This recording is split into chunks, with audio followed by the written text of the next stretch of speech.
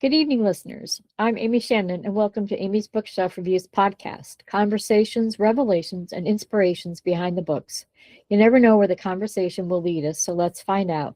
Tonight we have a guest with us, and this is a spotlight episode, so it will be a full hour.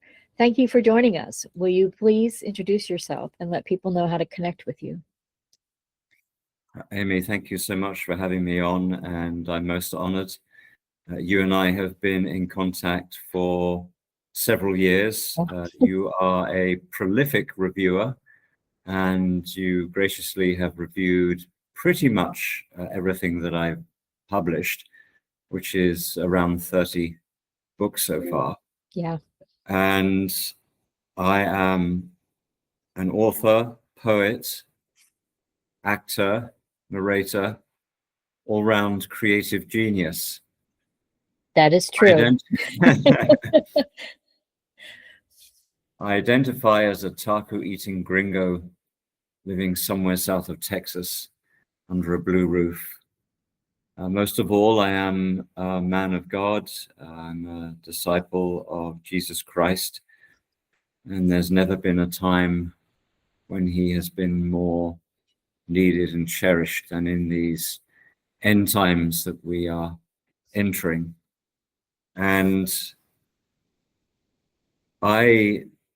because of that relationship, because I am in Jesus, I have the confidence to go before the throne of the Most High, of the Creator, and call on him now to send forth his light and truth to guide us and bring us to his holy mountain, the place where he dwells. From heaven we decree upon our conversation, you and me, Amy, the participants and upon the listeners, the promise of the Most High: do not touch my anointed ones, do my prophets no harm. And we bestow upon it this promise, that it shall be seed falling in good soil. So be it, and agreed. Very powerful, and thank you, because I I know that so many times you have been, you know, I I love you. You speak your mind. You're a wonderful human being. You have this powerful faith, and not a lot of people have that. And you know, faith can be in anything you want it to be, but when you have that, you also have a purpose. And there are times when, unfortunately, you speaking out about whatever subject, and it doesn't even really, you have a broad subjects, you have, you are a genius in so many ways, and you share your information with people, and then sometimes they shut you down. And that, it really makes me angry, because and I'm not that kind of person that likes to be angry. So I try to fix it for you.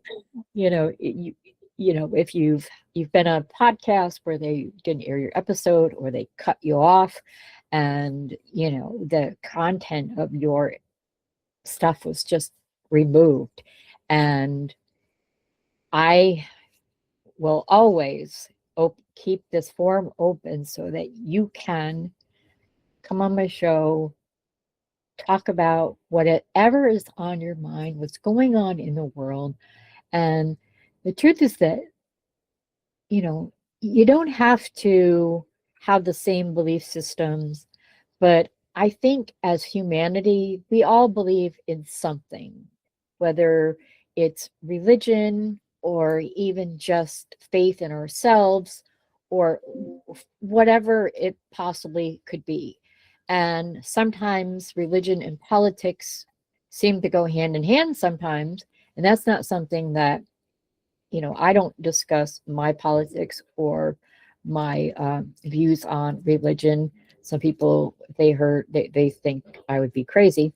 Um, but, I believe that everybody has their own version of God. That's my opinion. And I believe people move on in a different realm, spiritual, whatever, after they pass. And I know because I've experienced visits from my mother, my grandmother, um, and they had a great faith, their own faith, and they taught me to have not just faith in myself, but in something that is better, more than just me as a person. So I open up my doors to you anytime. Yeah, well, you've reminded me of something that Jesus said, that he who receives a righteous man in the name of a righteous man shall receive a righteous man's reward. She who receives a righteous man, which you have done. And why do I say righteous? Because I am clothed in the righteousness of Jesus. It is a gift. And that helps with the perspective, because you're talking about politics, and we have this arrangement, we have this theater, that we have this political theater that is designed to draw our attention and focus and anger and dissension, so that we don't look at the real orchestrators of that theater. And we have this phraseology of left wing and right wing, but I see that as a horizontal arena that has been created of contention between different sides of the political spectrum. But our true battle is not a horizontal contention between left or right or center or whatever it is. The true battle is a vertical one of life over death, creation over destruction, and love over fear. That's true. And one thing that I've been just kind of like almost a campaign, be kind, a kindness campaign. That's what I've been doing. And recently, I actually tomorrow it goes live. I wrote a children's book called Be Kind, and there's like 5 different stories in the book about ways that people are kind, even when they, even standing up to bullies or hatred, that kind of thing. So I was inspired by another author, and she wrote a book on kindness and how it affects you as a person. And she wrote a children's book, and after I talked to her, she inspired me to take my campaign one more step and write a children's book. And I grew up with values. I perceive myself as a very ethical person. Um, I do my best to be kind, not to say that I've had bad days, um, but I don't call them out, and a lot of times I have been confronted with, oh, because you're in a wheelchair or you're disabled, you're in my way, get out of my way. And then I just, I take that with a grain of salt and I just smile and I just move on or say, have a nice day. And, something like that. Are you in a wheelchair, Amy? Yes, I am. I Didn't can know that. walk. I can walk a little bit Mm. around my apartment. When I have to go out, I have trouble. I have a functional neurological disorder caused by my domestic violence issue in or 20 years ago. And it's now affecting my legs and my feet, which I can only feel part of them. Um, and when they hurt, I can walk around because I can actually feel it. But then there are times when I just don't feel it at all and I fall down. So I do use a couple types of wheelchairs depending on where I'm going. But From yeah, heaven we restore you, sister, that you are restored on earth. The crooked paths are made straight. Thank you. Much love to you, Amy. Thank you very much. I really do appreciate it. And I had been surprised that you shouldn't be shocked, but I'm always more surprised when someone is nice than when they're not. And yesterday, um, I had a doctor's appointment, and then I had to stop at the pharmacy, and I can use my wheelchair because they're all like right in my vicinity where I live. And then I had to go to the market. So I had gone across the street to the market, and I was trying to get my bags together before I went into the market. And this woman came over to me and she's like, I see you go around when you're out. She goes, I just want to tell you you're amazing. Mm, And I was like, oh, okay, thank you. And then on my way back home, it had snowed. And when I hit a little patch of snow, and my wheelchair I had to use is over 200 pounds. So it got stuck. So I basically did what you do with a car, roll it back and forth mm, and trying to get unstuck. And then I was just about to call my sons to come and help me. And this man who was driving by, he pulled over, he hurried over to me and helped me get unstuck. He mm. said, I saw you struggling and I just want to help you. Yeah, And he helped me and I said, thank you. And he said, you're welcome. And he was off. And I was just like, wow, that never happens. I was so surprised. I was almost in tears because it's hard for me to leave my house because yeah, of, people, I'm in their way, or I'm afraid that I'm going to have a PTSD moment, or I'm going to have an awake seizure. I have those sometimes, and I don't want to be in public when those happen.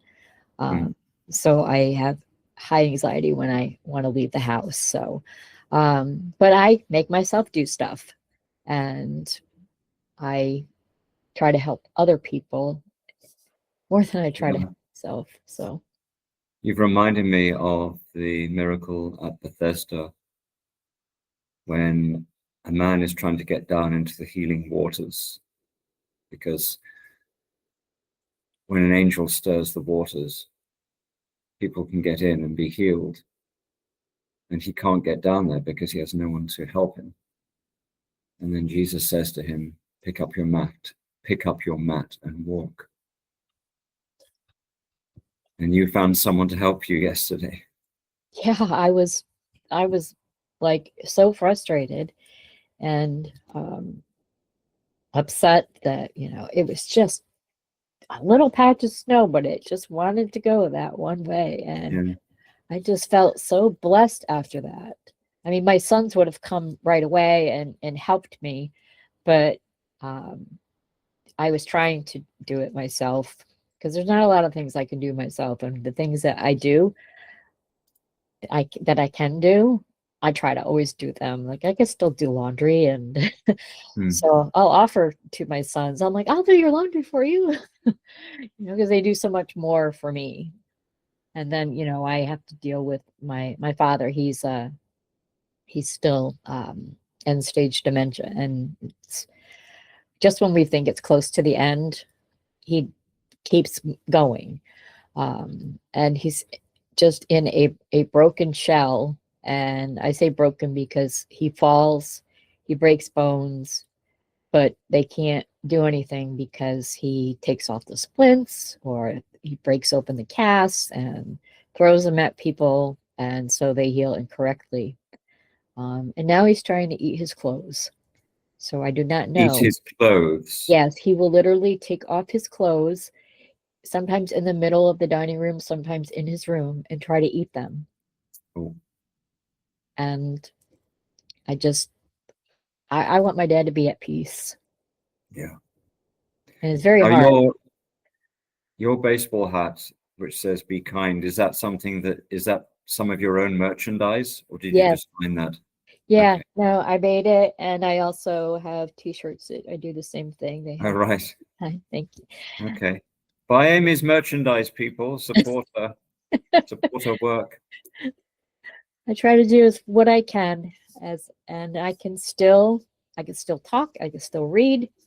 And so every day I You wake can up. still do a lot. I mean, it has amazed me from the beginning.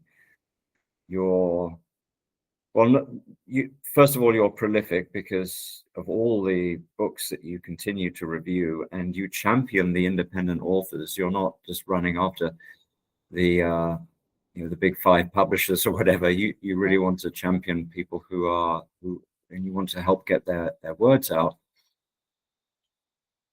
And you also write your own books, so it's not bad. It's what I like to do. It gives me purpose, and Sure. that's something that I think everybody needs is some type of purpose. No matter what, if you have limitations or you don't have limitations, you have to have a purpose, a reason to get out of bed in the morning and get dressed. Even if I feel horrible in the morning, I still get out of bed, get dressed, make my bed. Even if I just don't, I feel terrible and I just want to lay down, my bed's made and I have my nap blanket. So that's something I make sure that I do. Because, and if I forget sometimes, my sons are here to remind me, push through, mom. You've made it this far. So that's what I have great champions with my with three of my sons, and two of them, their spouses.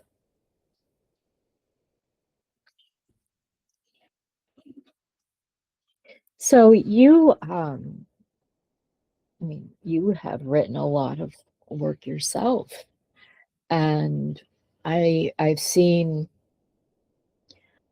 I mean, I fell in love with it from the very beginning and loved your epic poetry. And what drew me to that was because I'm a huge fan of Shakespeare and I read Shakespeare for fun.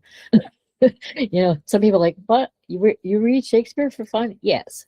Shakespeare and Whitman, I read them because I enjoy them. And then now my father, I have his copy of a book that I had bought him for the complete works of Robert Burns.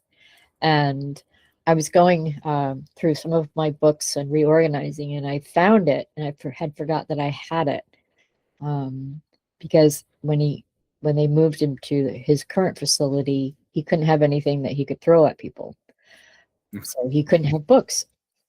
I gave him magazines because they weren't as dangerous when he could read. But I got his copy and I started reading it, and I was like, now I know why my dad, that was like his favorite. Besides my work, he used to carry one of my books that I wrote of poetry, and I gave it to him. Whenever we'd go out, it was paperback, so he'd fold it and put it in his back pocket. So he always had something to read. In this past July, I took that book and then I recreated it and I added my father's writing to it. And it's called All of Our Yesterdays. And it's dedicated, and I share work that my father had wrote. And I was very Trying surprised. to remember, there was some lines of Robbie Burns. May the best you've ever seen be the worst you'll ever see. May the mouse ne'er lee a girl with a teardrop in its eye. May a lamb keep blithely reeking till you're old enough to die. That's as much of it as I remember. I saw it on a tea towel once. I love it. My father, when I was little or younger, we didn't always get along, but he had found, and I don't know where he found it. I think it was in a magazine or something, and it was a picture of a rose, and it had Robert Burns' poem, Red Rose, and he gave it to me, and I've had it forever, and that just always, reminds me of my dad. And then when I was reading the book, I'm like, I just could hear, because my dad would write poetry, and he would write it the same kind of format that Burns would, by adding, like um, a single quote where a letter should be. Or he once wrote a poem about two bridges. Uh, there was an old bridge, and where we lived, or where he lived at the time, and they were building a new bridge to replace it. So and he spelled all old, AULD. Mhm. So it was like old bridge, new bridge. And it was like a conversation between the old bridge and the new bridge on why the new bridge was taking over. And I was like, only my dad would think of something to write about that. Yeah, well, you reminded me when you were, I wanted to share something because when you were talking about love, and I was thinking about the many ways that love manifests. And I imagine a scene in my epic poem, Elijah, where Abdiel, so I've given the angel my name, where Abdiel is describing his encounter with Satan. So Abdiel's origin story is that Satan commands his legions to rebel against the Most High, and only one of that multitude of angels, a seraph, challenges him and rebukes him. And his name is Abdiel, and he leaves the apostate ranks of Satan and joins the warriors who are loyal to the Most High. And then when the battle ensues, it is Abdiel who strikes the first blow, because he sees Satan has surrounded himself with cherubim as if he were God. Mm. And this incenses Abdiel, and he goes for him and he strikes him. And so in this conversation between the angel Abdiel and the prophet Elijah, I imagine Elijah asking him about the history of this battle in heaven. And I've got a quote here, because this is what Abdiel says to him. When battle came, the goad of false reproach had so incensed me that I did not see the thick array of troops in my approach to Satan, only his temerity. Into that blow I dealt upon his crest of which you spoke, I poured my love. Yes, love, for love is stronger far than death, and blessed is he who wields it with all power above.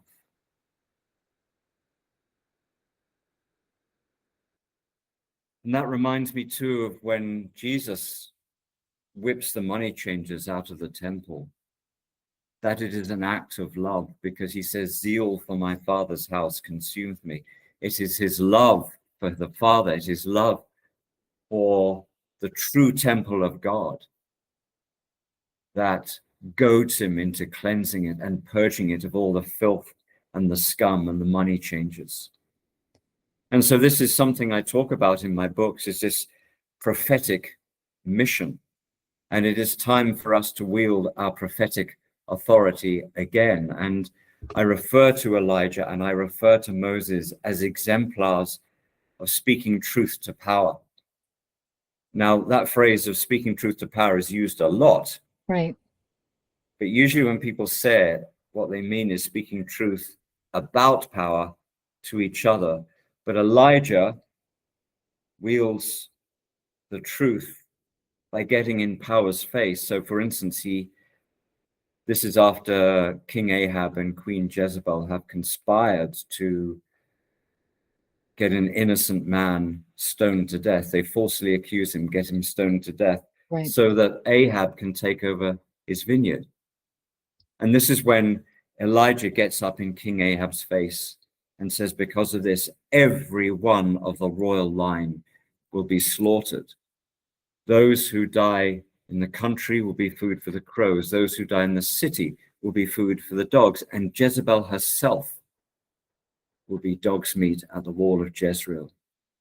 So as you know from reading those books, I've got that scene both in the epic poem Elijah and also in a novella called Jezebel's Lament, where she is telling her side of the story. It's a fun story. Yes, I really enjoy your stories and the way that they are they are poetic, and they speak your truths, and they come from your heart and your passion. And I could tell that just I knew it from the first book that I read of yours. And I do go back and reread them. Well, They I'm honored for that. Yeah, because you get through so much material. The fact that you would take that time to go back and reread something I wrote, as opposed to going on to the next book, when you have such a long waiting list of books on your library waiting to be read that authors are sharing with you. So for you to read something twice, that says a lot. Thank you. You're welcome. And yeah, probably more than twice too. And sometimes it's just, you know, I when I think about what you just talked about, and you're right. Nowadays, people may talk to each other about what they dislike or like about whatever the powers that are above Shouldn't be. them. Yeah. Yeah. And con- the control that they think they have, and they haven't just conquered one thing, they want to conquer the world in a way to make it so it's like their world and not anyone else's. And when I think about that, and I wonder how it is so easy for people to hate or be greedy or both. They want to rise above people, not to lead, but to control. And there is a difference between leaders and, I should say, dictators, because leaders want to lead and dictators want to have that control. And I find it Jesus gave us the model of the leader, of being a leader, because he said, those who humble themselves will be exalted, and it's the servant that he champions. If you want to lead, be a servant. And that's not at all in the mindset of so-called leaders today, is it? Yeah. No, it's not. And from I find that being kind and being loving and helpful without expecting that in return, it's so I find it so easy. And I find that being angry and hateful, that takes so much effort out of a person, and it makes them ugly. And I'm not talking about physically, but it makes them an ugly person on the inside, because that hate and anger has turned them inside out. And maybe they have always been that way. Maybe they learned that behavior, or they were born with it. However it is, I cannot see how you want to live a life like that, when if we had more loving people, kindness, and we weren't surprised when people are being nice to us. And people don't just think about themselves, and everybody should think about themselves and care for themselves, because if you don't, you can't care for anyone else. But you shouldn't be so into yourself that you forget about the people that are around you. Well, Jesus encapsulated it when he said, when they came to him and said, what is the greatest commandment? He said, to love the Lord your God with all of your heart and all of your mind, and to love others as you love yourself. So that principle, that one, it's called the golden rule, that is the foundation on which the law rests. the true law rests, not the legislation and the corporate code that's written by parliaments and signed by presidents that purports to be law. That is a blasphemy. But the true law of love. I don't know how we're doing in terms of time, but there's Well, we have another half hour because this is a okay, full hour show for you. Because you were talking about the powers that shouldn't be, they want to control absolutely everything. So 2020 was kind of the opening act for many of us, or the opening act of the tyrants, and being aware of what they're doing with the medical tyranny, which is why I wrote, it was called at the time, the COVID Protocols, Upholding Your Rights in Authoritarian Times. And then I retitled it to Know Your Medical Rights, because I needed to write sequels. I realized that the medical tyranny was just one vector of attack among many. So then I wrote Know Your Lawful Rights and Know Your Financial Rights. And then I put them in a collection called Battle Manuals for Freedom. And then going back to what you said about being shut down by podcasters. One podcast I prepared for was about the power of prayer, and most of that got shut down. So as a response, I wrote a fourth book in the series called Know Your Spiritual Rights. So this is the most recent book. And in the back of it, I put a few short stories. And I think there's one that encapsulates all that we're talking about, and it's called The Parable of the Frogs. So it'll be a few minutes. I'd like to share that with you. Oh, please go ahead. Okay. The Parable of the Frogs. There once was a group of big, fat, greedy frogs gathered around a puddle, and in that puddle were many thousands of tadpoles.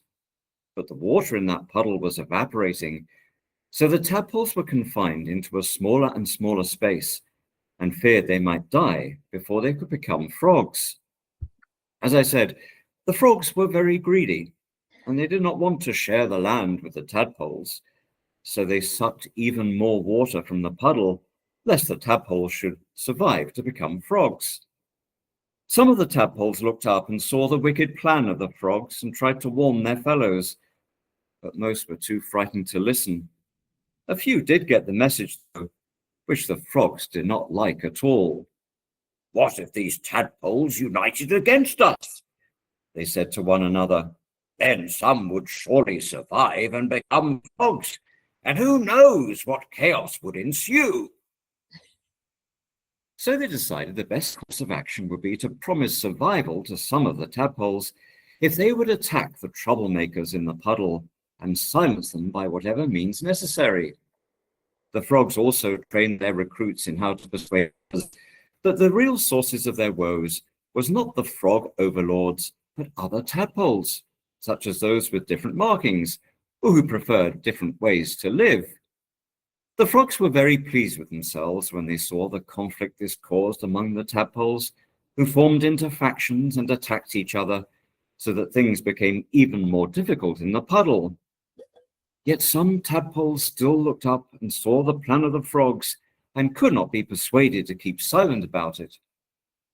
Then one day those who looked up saw flying in the sky above a big white bird, and though they did not quite understand its significance yet, sensed there might be salvation in it.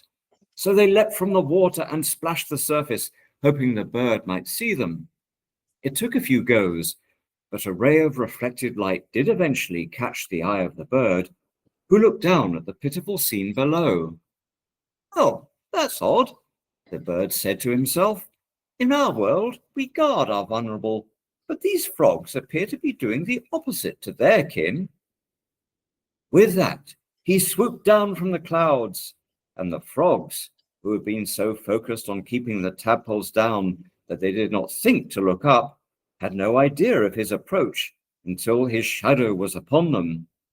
Some tried to flee, but they were all so fat that none found the speed to get away. This way and that, the bird's murderous beak and razor-sharp talons tore into the flesh of the helpless frogs until not one was left alive. And so that day, the tadpoles were liberated. Fresh rains came that replenished their pool, and they could now grow freely into frogs. Wow. I love that. It's very fitting. And I like the fact that, you know, like, yeah, the frogs are like, okay, anybody that's against us, get rid of, and keep the ones, that are so-called compliant. That's what it feels like. So I just, I like that. And yes, I don't know if I have that book, but definitely I wrote it down so I can get that book. I probably made the ebook available to you. I don't think I sent you the paperback though.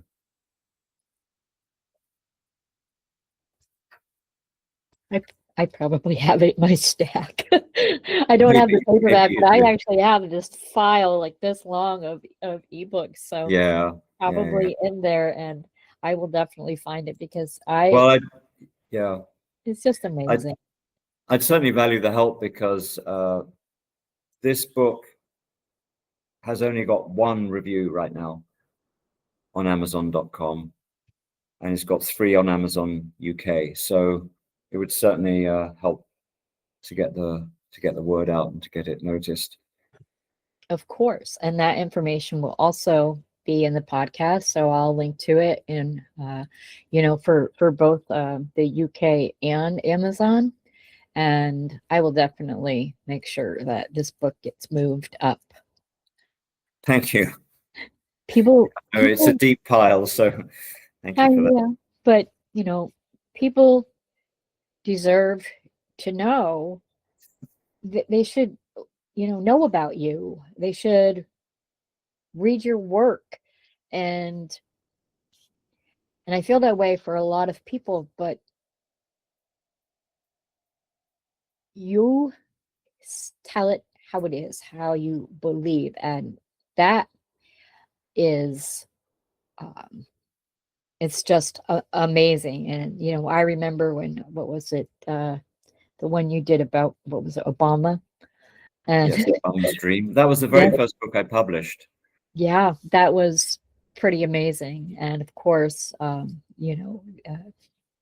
Elijah and the other ones. And I do go back and look at them. And every time I get your newsletter, I read it from top to bottom, and I get a lot of newsletters. And, and yours are, I must say, some of are the most interesting. So when I see something, I'm going to read it. And when I think that you have been wronged, I want to make it right for you. And I just think that, we've known each other for years, and people deserve to first know the truth. And any person of faith, I believe, would find solace in your work. And I hope too, encouragement to take up the sword as well in a spiritual sense. Because I've subtitled this, so it's Know Your Spiritual Rights, and the subtitle is End Times Weaponry for the Warrior in Christ.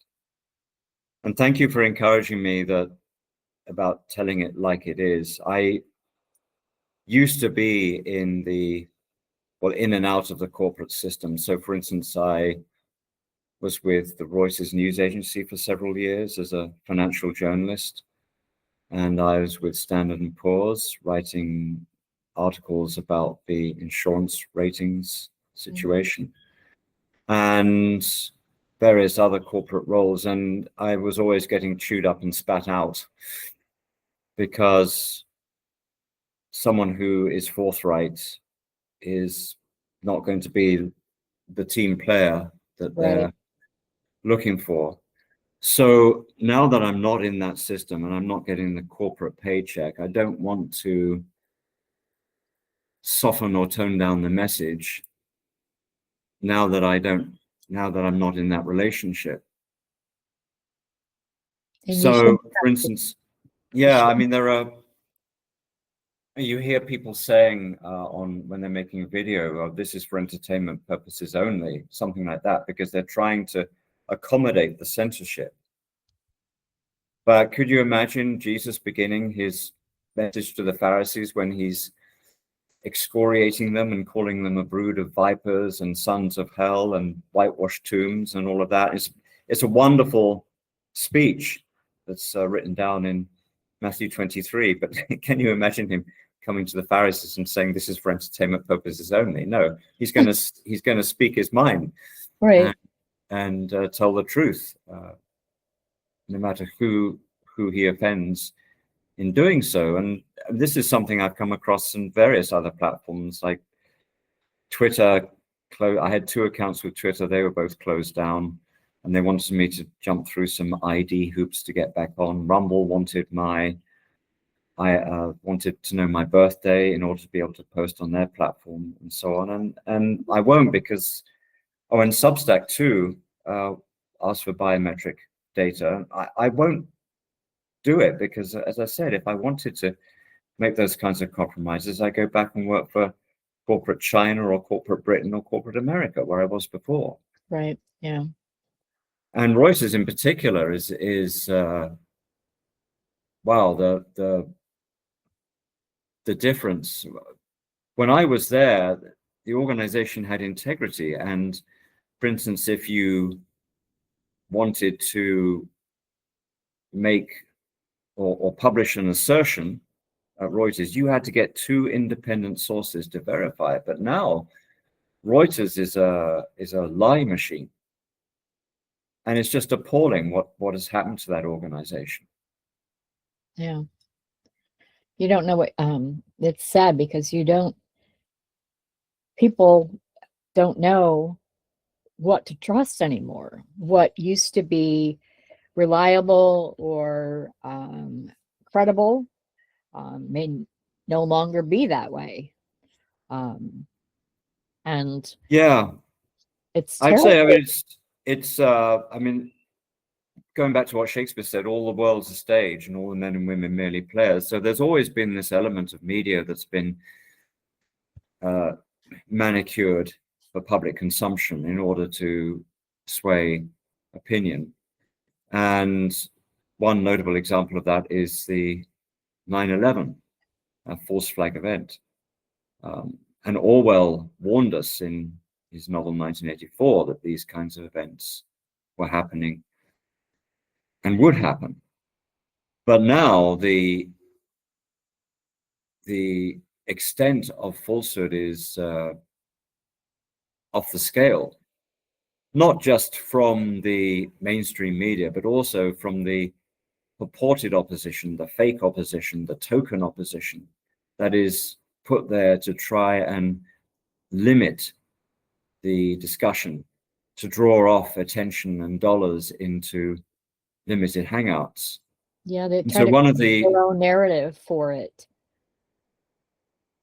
one of the illustrations of that I come back to often is the floor of a Freemason temple.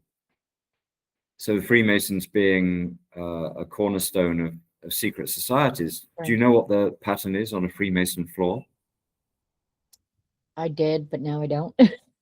So it's basically a checkerboard. It's alternating black and white tiles. Mm. So we have the very obvious villains.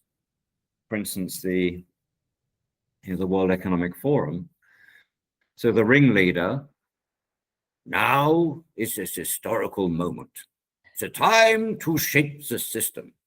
We need a great reset. And then there's his lizard sidekick. Humans are no longer useful. Humans are hackable animals. There's the Canadian poodle. The small fringe minority holding unacceptable views. There's the Kiwi vampire. The side effects are a sign that the vaccine's doing what it should. And there's the Euro Dalek. A better world also means a healthier world, and vaccination is our best chance to do this. So these are impersonations of the black tiles. But then you also have the white tiles, those who are put there as fake opposition, phony media sources that are pretending to oppose the black tiles. So part of our mission and the job of a Christian is to see through this and to heed Jesus's warning that of the wolves in sheep's clothing.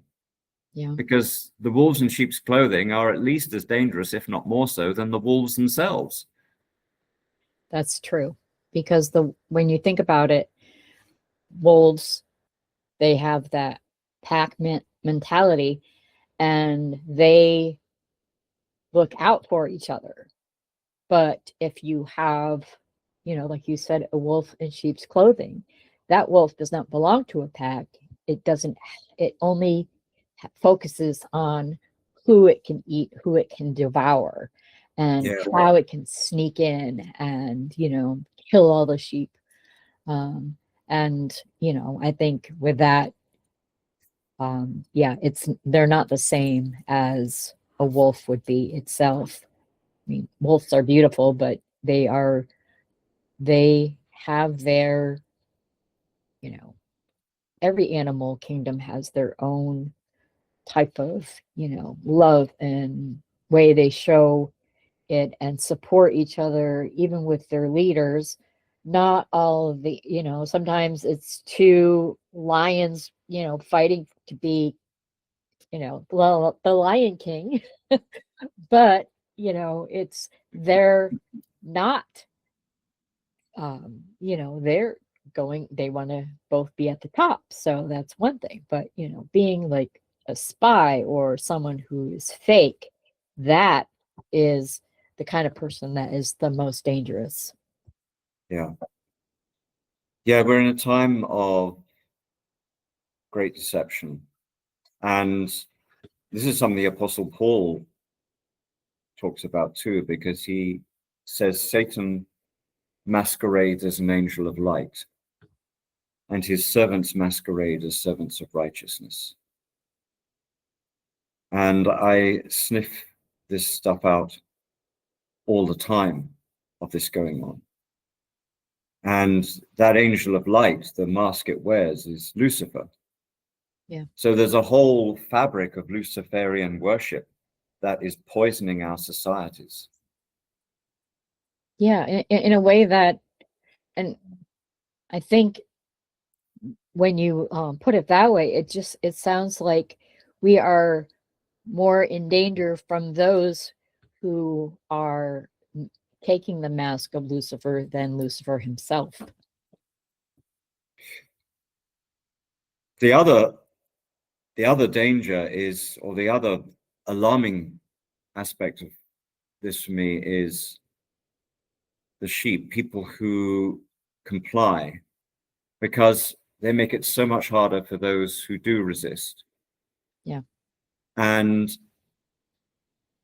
I was shocked and horrified during COVID that there were so many voices calling for persecution of those who didn't make the same medical choices they did.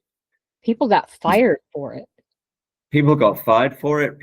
And there were these calls to put people in prison or do away with them entirely. And famously or infamously, Arnold Schwarzenegger saying, "Screw your freedoms." Yeah. And this is so alarming because when the tyrants try and pull the next stunt, instead of having our backs, instead of people having our backs and protecting us, they're going to be getting their phones out and recording the atrocities on social media and trying to get likes for it. Right. Yeah. That's just, people say that we've progressed, but as humankind, we haven't really progressed very, very far. We may have different technology. We've had minority groups, including women, people of all cultures, having to literally fight to get their rights. And sometimes it took centuries for things to make change. Actually the other day, my son and I were talking, and he's a high functioning autistic, and he has this keen observation, and he never edits himself, which I love, and it annoys me sometimes. But um, we were talking and about the terrible thing that happened to me, and then we were talking about 9/11, and I was telling him that sometimes something bad has to happen in order for something good to come out of it. And I believe that everything happens for a reason. Even though I am suffering and I have some mental health problems and I have physical problems, the thing that happened to me changed my life, but changed it for the better. Me and my sons were safer, and we weren't in a place that was full of hate and violence and jealousy. Um, my husband was jealous of my success just because I had a book published, and that was in 2005. And that kind of started it and ended it as well. But I don't regret that day.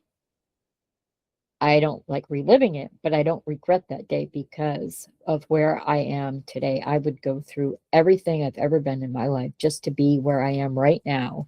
And I have this view that of the world that it how it should be, not how it actually is, but I'm not um I don't have blinders on. I know what's going on in the world, and sometimes I just don't want to know about it because it's just so terrible.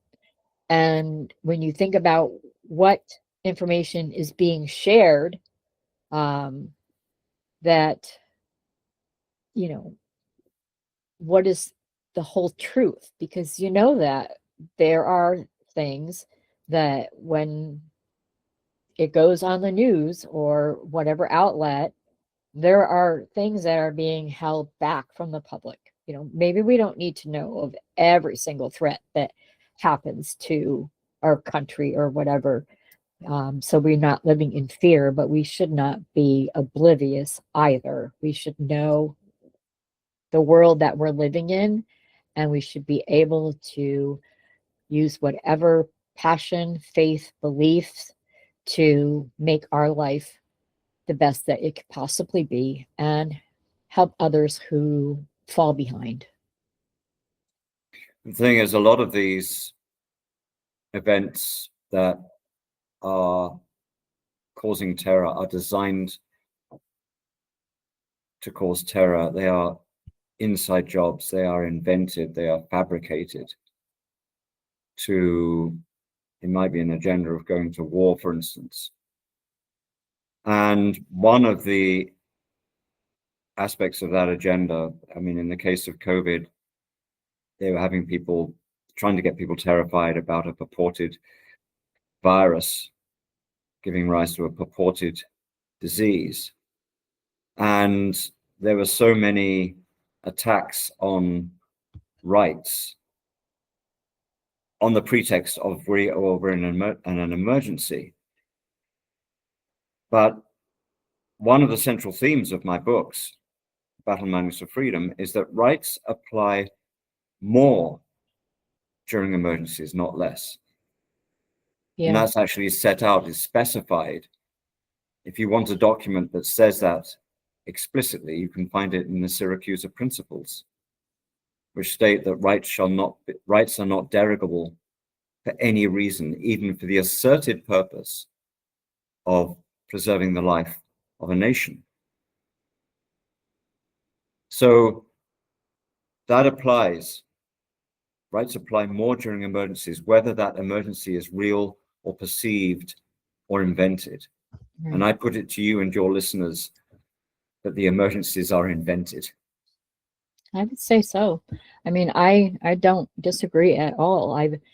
There are things that I think are exaggerated, so it could be someone stubbed their toe, but by the time they told somebody at that point, it's like, oh, I broke my foot or I broke my whole leg. It's and all it was just a simple, I stubbed my toe type of thing. And Or something is fabricated from nothing. right. And one of the pieces I have in this book is about my experience with a crisis actor. So there was a guy, I was in a Shakespeare group in New York City in the 90s.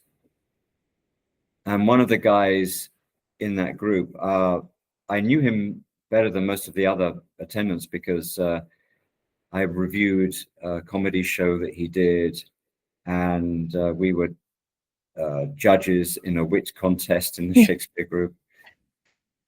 And his name is David Cole Wheeler. Well, he went on to play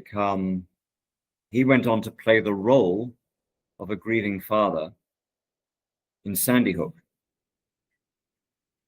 That was one of his roles. The other role he played was a fake military policeman parading back and forth in front of television cameras on the very afternoon of the Sandy Hook reported shooting. Now, you talk about freedom of speech, but not freedom of reach. So that article I've written 3 articles about it. The last one I wrote, which breaks the news that Donald Trump is involved and has obstructed justice in the revelations about Sandy Hook.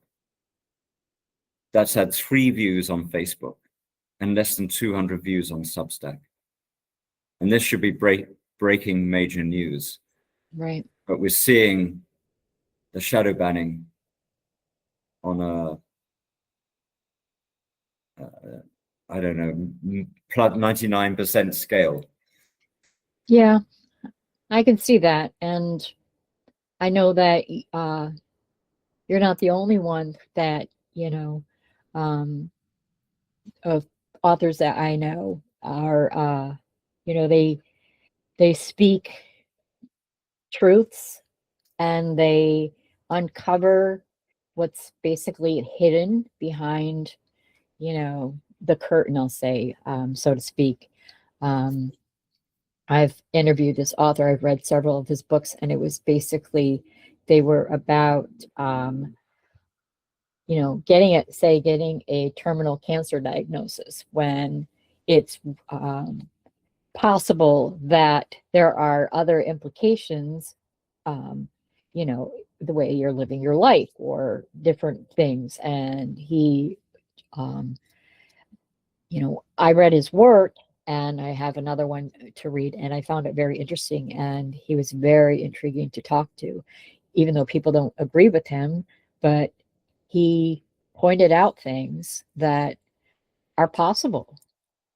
Not Yeah. everybody is correct, not everybody is right, not everybody's opinion is factual, but everyone has the right to say what they feel. They have the right to question their leaders, their doctors, That's why we get second and third opinions. And never believe somebody, never believe a doctor who thinks they can fix you. Believe me, I know. I've had lots of doctors that try their best to fix me, and I don't want to be put on all these medications. I'll just live my life the way I can.